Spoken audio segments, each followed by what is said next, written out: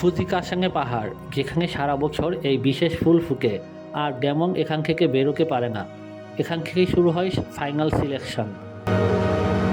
নিয়ম খুব সহজ, এই গ্যামংয়ে ভরা জঙ্গলে 7 দিন বেঁচে থাকতে হবে।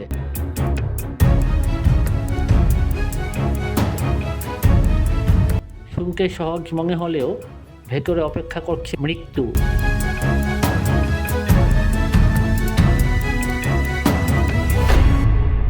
হঠাৎ তানজিরোর সামনে এলো এক বিশাল দানব।